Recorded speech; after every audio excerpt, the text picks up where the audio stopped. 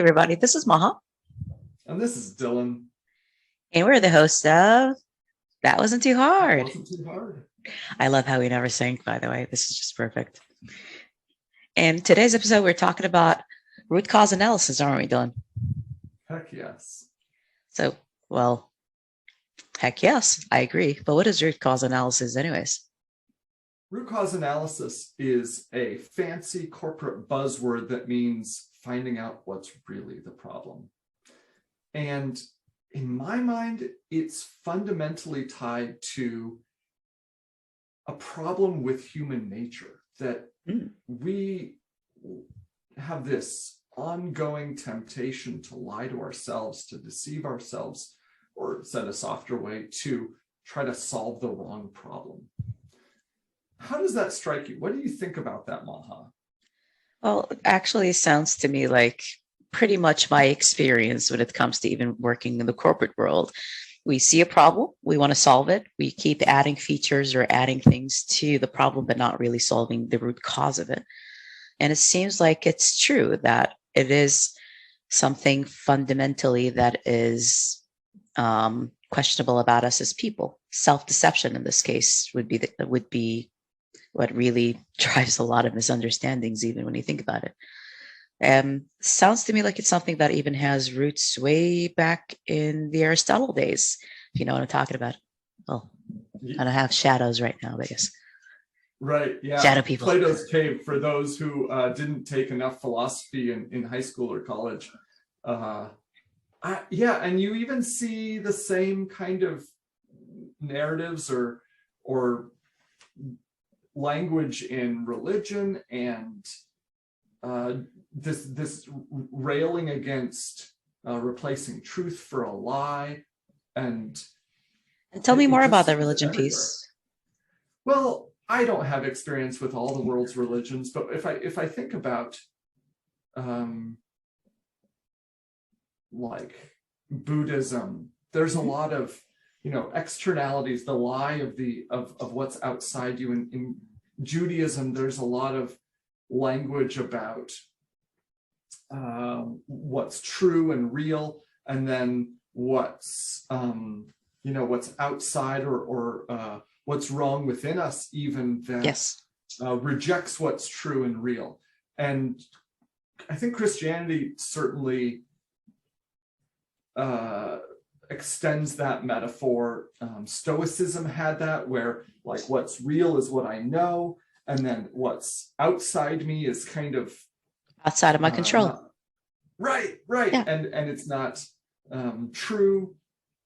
And I think I'm not the world's greatest philosopher, but I kind of am half remembering extensions of all these ideas in all the intermediating centuries about what I think, therefore I am, and things like that. Are you more familiar with that space? Well, I'm not a Kantian per se, but well, I don't know if I feel like Kierkegaard enough to say that I follow in their roots, but it's true, because it is about that questioning of what you see is real. It is about that questioning of what you see is there. And actually, when you think about it, this is what root cause analysis is, right? It's about being able to question what you see is in front of you and say, is this really the problem? Yeah. And I like that.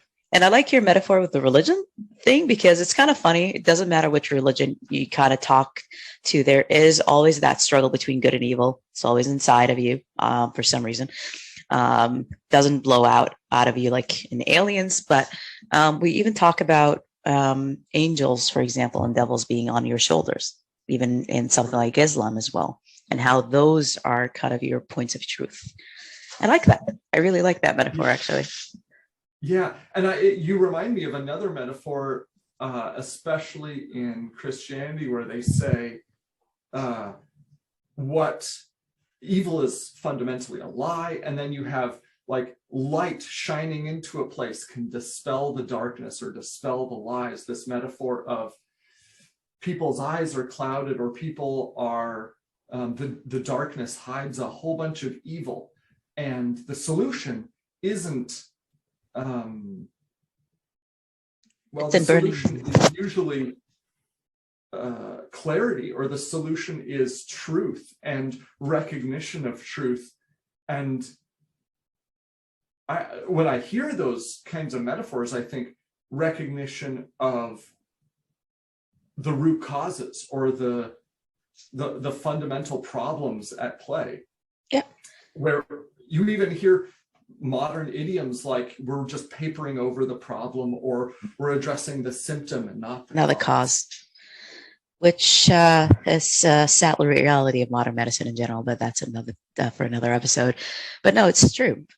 We usually like to do that because not only is it a quicker solution and doesn't require deep self-reflection, let's just say.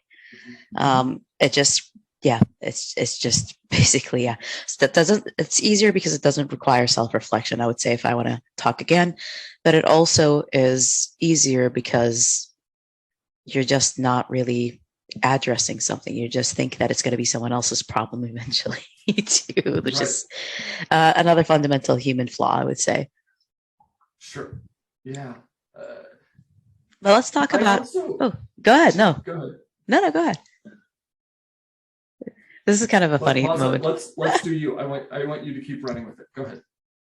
No, I was actually thinking about how RCA came to be. And if I even want to think about root cause analyses in something like psychology, in psychology, in addiction, and in everything, it is all about finding the root cause. Obviously, everyone thinks about Freud a little bit with that, of relating to your mother, but that's actually that's a half truth, but it's still about trying to understand the root cause of a lot of issues and a lot of symptoms and a lot of, in these cases, mental illnesses as well. And that's what brought us into medicine, interestingly enough, and that's why we're doing neuroscience right now, right? Yeah, and I have this. Exactly to your point. I am also not a psychologist, but I have this popular conception. There's another idiom, like you see on people in therapy on sitcoms or something, and the therapist is always asking, "Now, John, are you lying to me, or are you lying to yourself?" Is that really the reason why you did that? Right. So it's a lot of inquiry. I saw a Family Guy episode of that, but yeah. So you know, like, it's part of the gestalt if you see it on Family Guy, but pretty much. I mean, that is just all human culture into one. It's like Rick and Morty right now. Right.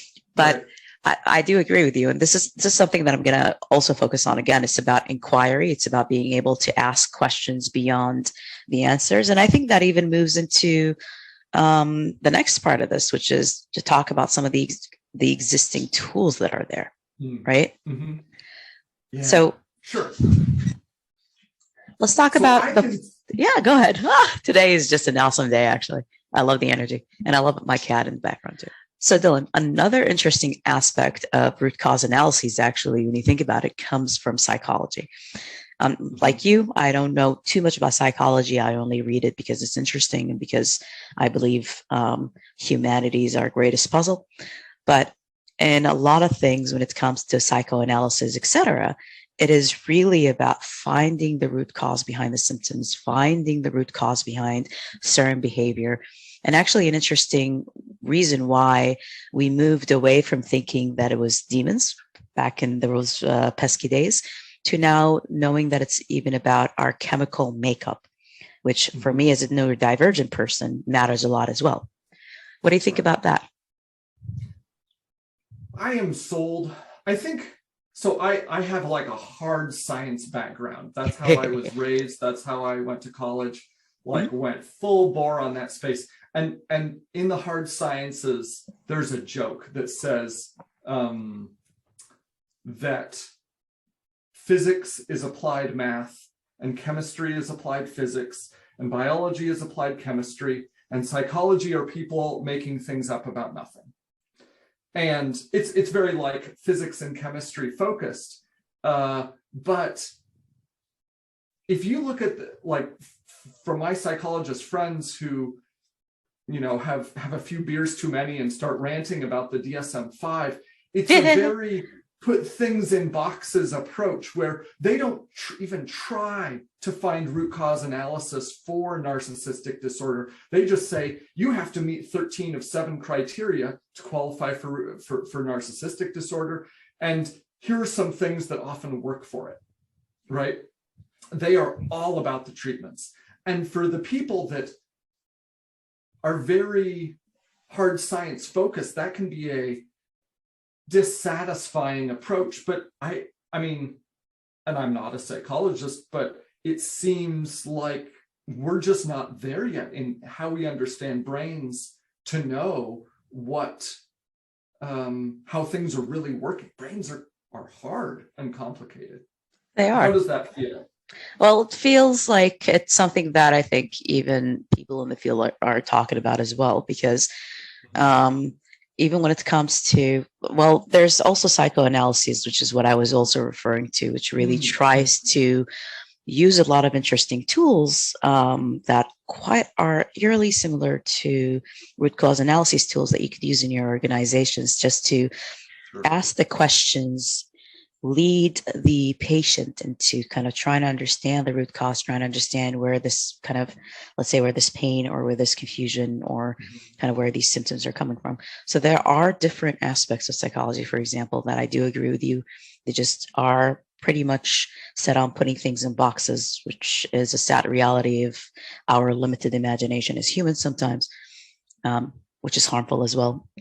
But there is this aspect of asking things like the 5 whys, continuing to ask why about something, continuing to do something until you find out what went wrong, which is interesting because that's something similar to the scientific method, which you probably grew up to. And when you think about this, when you think about the scientific method there, Dylan, what do you think is the connection between the scientific method and something like root cause analyses as well? Right. So a lot of people have baggage about science. They think it's a set of facts or a set of beliefs. It's like a belief system. It's really not. And this is probably more poor marketing on science's behalf, or probably poor marketing on CNN's behalf, because they keep having headlines with like, science says, and then it's like some misinterpretation of a study, which is a lot more nuanced. Yes. But there's one guy who said it really well. And his book will be in the show notes, and you and I have spoken about it before, but Richard Feynman, who was this sex symbol of the 70s in quantum physics, and he got like a Nobel Prize, and he went to Carnival, and he was the guest of honor, and like he played drums and did lockpicking and worked on the Manhattan Project. Real fancy guy. Wrote an autobiography, and he said it very well. He said, science is just a set of tools to stop you from lying to yourself. Isn't that in chapter 3? Oh, sorry. Yeah, probably. Right. It's been a long time since I read it, but I remember this part. And he talks a lot about our human nature to lie to ourselves, what we want to be true. I even remember a Dave Chappelle story where he said, never get in the way of someone's money. You're never going to be able to convince someone of something or explain something to someone if their job depends on them not understanding it. I'm probably misquoting Dave, but. Well, that sounds to me like still a goddamn pretty spot on quote with that too. Right. Well, yeah, and I might be conflating, but that's good. The idea of setting a hypothesis, deciding how confident you need to be, then collecting data, then deciding like, well, did my data support my hypothesis? Mythbusters did a great job of explaining this approach to prevent yourself from lying to yourself. And there are cases, even in science, of people perverting this process and lying to themselves. There's actually a really great XKCD that'll also be in the show notes that explains how you can misuse science, like follow the shape of the science, but not the fundamental rules, and still permit you to lie to yourself. And some of the most disgraced scientists have fallen into those traps. if you want to go on a great subreddit, Which like one? deep dive some evening, go look up pea sniping. Oh yeah, A lot of failures. a lot of good failures too. My favorite right now is called rectally sourced statistics, but that's another one. Oh, that's amazing. Yeah, because statistics are just another interesting tool where not only science, but I think even the social sciences use to fit a reality that they believe should be, which funny enough is why a lot of studies are not replicable in the social sciences. Right. No, seriously, that is true, because that is kind of the thing about it. Yeah, you make me think of there was I think a Harvard psychologist, Joe Heinrichs, who came up with this idea, this acronym of WEIRD, which is like, it's almost like a WASP for the 2010s of, and we'll put a link in the description, but white middle income college grads are basically the standard sample for all psychology studies in America. Yep. And so, and these psychology studies are claimed to be concluding about human nature, but really what they're concluding, because their sample set is so biased, is just, this is what white middle-class undergrads are like. Pretty much. And even if I want to discuss something that is so widely used to this day, still haven't been able to be replicated. And when it came to some of the conclusions that are life setting, still haven't been proven, is actually the marshmallow. Right. The marshmallow test is a horrible example, I think, because it talks about impulsivity. It sets us as these impulsive creatures that will never succeed in life, for example. And as someone with ADHD being told that, I'm like, well, thank you, I guess. I'll never be good enough. But interestingly enough, I mean, the marshmallow test has been on for 70 years almost now or something like that. And they followed those kids throughout their lives. There was absolutely nothing that had to do with their impulsivity or their adherence to the rules versus success. Because this is kind of the thing, what the behavior in itself, how you define the behavior is how, for example, well, in this case, a white middle-class scientist would actually define the behavior as impulsivity or something like that, when it could be something completely different, including adherence to the rules. For example, maybe your mom fucking beats you up a lot if you do that, so you're probably not going to touch that marshmallow. Yeah, culture. Yeah. There are a lot of externalities that affect that. Beautiful tangent. I love this tangent, by the way. But that's a great example. Yeah, we could probably come up with 100 poorly sourced psychology experiments, and I know there's a lot of literature making fun of them, but I do think to give psychology a little bit of credit, I think there is substantial movement towards root cause analysis just within the therapy session. Yes. And that's getting more and more credibility and replacing some of the existing ideas of, like, this is your personality and this is the way you will be forever, that were very popular in the 50s and 60s. Oh, still till today, by the way. Well, yeah, right. It takes a long time for minds to change. But I'm excited about that change, and excited about, in the neurodiversity approach, there's just asking the question of, well, what is the sample set of neurotypical? How big is that? And if you might end up with really just a plurality. Maybe neurotypical is just 30% of the population, maybe less. And because nobody's collecting data on that yet. No, and let me also air my grievances on that. Let's not forget. Yeah, I know that it's not December and that this is not festival. It's Festivus, but I'm still going to air my grievances on that because again, the sample size was predominantly skewed towards male, white male as well specifically, and this is why there are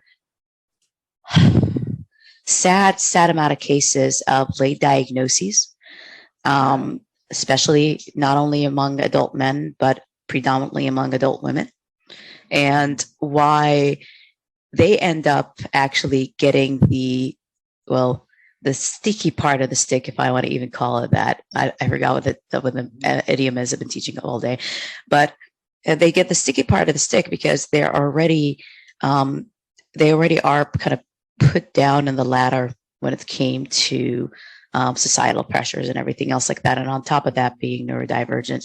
And right now, with a lot of people going back into the workforce or having to deal with family, home, and everything, the symptoms are exuberant.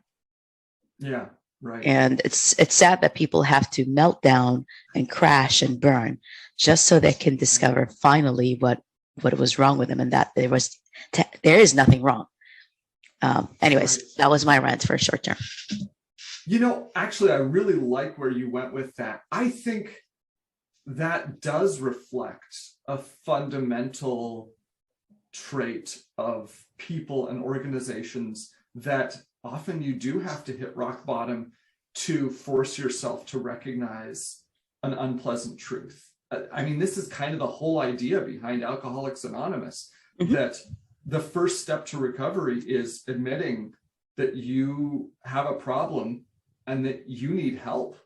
You need a power bigger than you to address this addiction.